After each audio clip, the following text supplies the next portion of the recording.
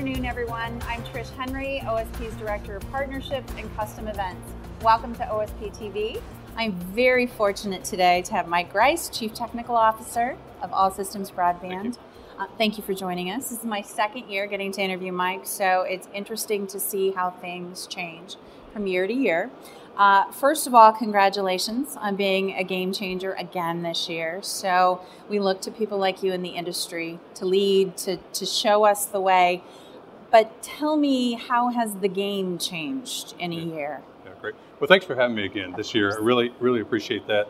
And I think, one of the things I'm happy about in terms of how the game has changed, I think we made a bet to move the company in a certain direction. Okay.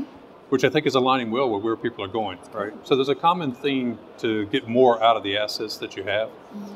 And even when you see, one of the things that's happening in our industry now is you see even more consolidation. So people are merging their businesses, their organizations, and their networks. Right. And sometimes that creates some compatibility issues and things that have to be overcome. And so being able to anticipate that, come up with product sets that work for that is a good thing.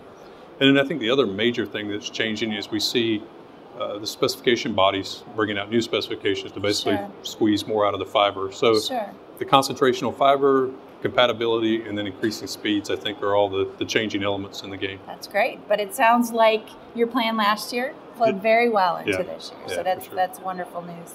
ASB has a very unique approach to innovation. Tell me, how does a network equipment provider get more from what they already have in place, as we just said? Yeah, so the approach that we have towards innovation is we take sort of a whiteboard approach. Okay. Right? And many times when the customer is looking to install a new system, to do an upgrade to an existing system, sometimes it creates some complexities or conflicts that need to be resolved. And I think by working with us early on, we like to provide a consultative engineering approach. What are you trying to accomplish? What's the best way to do that? Because at the end, you're really looking for a solution that is simple, the most cost-effective way to make something happen. If you can anticipate problems ahead of time, figure out what are going to be my challenges, and incorporate that into the design of the product, then you'll have the type of thing that you need. And other products that we've designed through this approach, we've been able to reduce footprint, allow better text access, maybe remove wavelength conflicts that might arise. And so by working hand in hand up front, trying to help them implement, we really can provide those little pieces that tie it all together to make the ultimate plan work out. Well, and I think that consultative approach is something your company's known for. So I think that is a wonderful testament to who you are and where you're headed with the company. So there are a number of factors involved in staying relevant, huge buzz term in the industry these days. Talk to me about how your company's efforts in building robust OSP facilities and their contributions to ever-increasing speeds helps keep you relevant. Yeah, I really appreciated I like the theme, the staying relevant theme. Really enjoyed the keynote speakers and their discussion about what they want to do to evolve their networks. And I think that ties back to the direction the company that we took, and that really is, if you look at all the trying to keep networks relevant, what you see is people are pushing fiber deeper in their networks. They're trying to get more out of that fiber.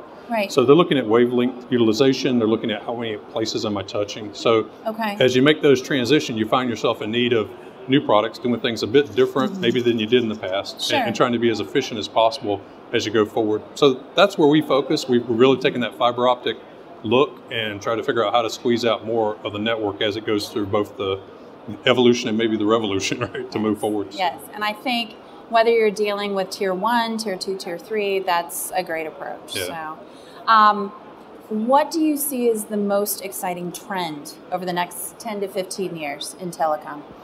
Yeah, I think when we look out the things that lie ahead of us and the things that will be coming up, I think one of the more interesting spaces is the software-defined networking.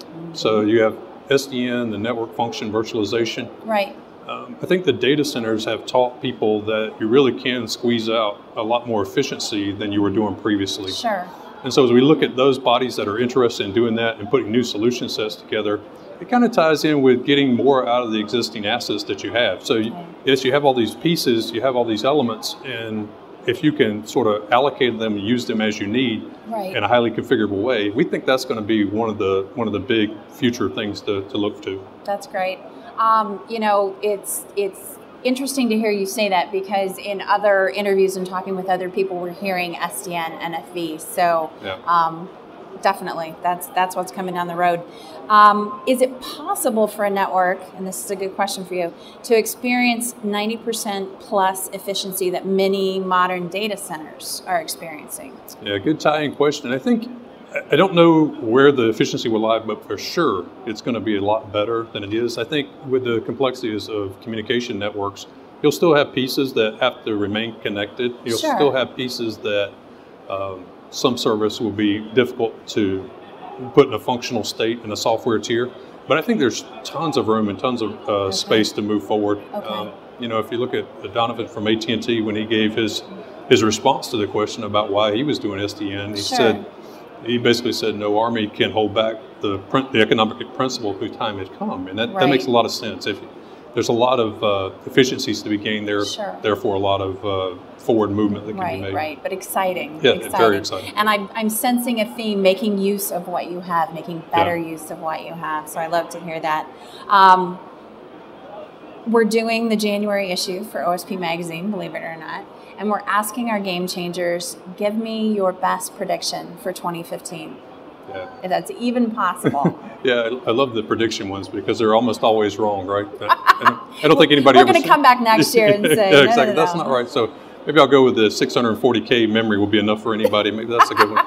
But you know, I think one, you know, in close, one of the things that I think will come out that'll be very important is the NG-PON 2 standard will be finalized hopefully by the end of this year. Okay. And we should expect to see successful equipment trials mid-year or at least into the fall. Okay. And I think that's going to provide, again, it's a how to utilize more of the network. So they're going to get more wavelengths available to them, the ability to basically get more out of the fiber network. So I think for 2015, that'll probably be one of the areas where we see a push forward. I'm going to track it. Okay, good. Middle of the year, I'm going to expect to see it in OSP Magazine. One final thing, All Systems Broadband has been a long-time exhibitor of Expo. Any thoughts on the show for this year? Yeah, the show again this year is great. I mean, we've been coming to the show since its inception, and we always find it's a great place to have the customers come in, share ideas and best practices, and particularly the caliber of the people that OSP Magazine brings to it, and like the keynotes and having their insights and where they're headed. So that's another great year, and we enjoy being here. Well, and we're thrilled this year. We found out over 70% of our attendees have purchased power. So you know, that's a wonderful thing to be able to bring to you all. Awesome. So I want to thank you for joining me, Mike. It was a pleasure again. Thanks everybody. Trish Henry with OSP TV. Have a great afternoon.